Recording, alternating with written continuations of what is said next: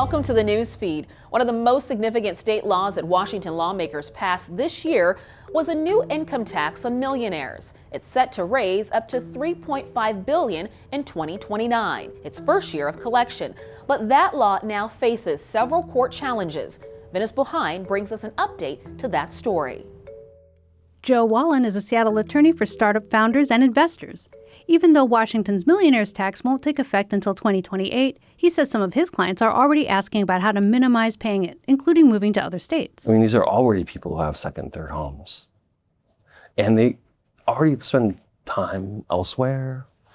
And it's certainly not hard for them to say, well, I'm just going to spend more time over there. Last legislative session, the state passed a 9.9% tax on income over $1 million. Washington has been one of 9 states that doesn't have an income tax, relying instead on sales, business, gas, and other taxes to fill state coffers. In 1932, voters overwhelmingly approved an income tax, but the Washington State Supreme Court ruled the following year that income should be considered property, and thus that income tax was against the state constitution. Other attempts to change the tax code since then have failed. As passed, the millionaire's tax will impose a 9.9% tax on income in excess of $1 million, apply to about 20,000 Washington residents, raise about $3.5 billion in its first year, and start collection in 2029. So for someone making $1.2 million, they would be taxed on $200,000, which at 9.9% is a bill of $19,800. Senate Majority Leader Jamie Peterson and others have called the tax on millionaires a step toward changing Washington's system, where historically people with lower incomes have paid a greater percentage of their income on sales, gas, and other taxes than do people with higher incomes. The millionaires tax is an attempt to correct that upside-down tax system and make it more fair across the spectrum so that people are paying more according to their ability. Already, there are 2 legal challenges to block it.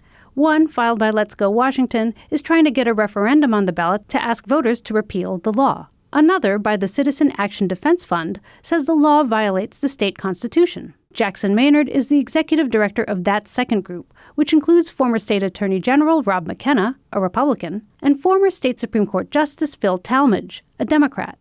He's in favor of an income tax or reforming the tax code in Washington, but the proper way to do it is to amend the Constitution to allow for an income tax, if that's what you want to do.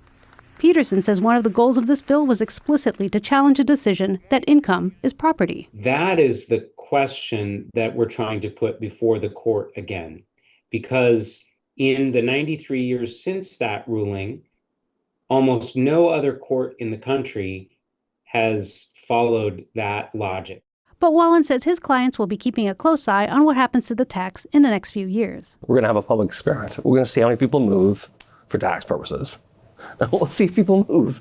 Some people don't think people will move. I already know many people have moved. I know many more who are planning to move. Peterson argued that Washington has not become less competitive, just more in line with the 41 other states that have an income tax. And lack of income tax is not the only thing job creators consider. Look, none of this happens in a vacuum, right? The whole tax system, both how the taxes get imposed and then whether the taxes are adequate, does it then produce a good transportation system that functions well, or a good education system, or a strong early learning system so that people don't have to stay home and can actually go to work, right?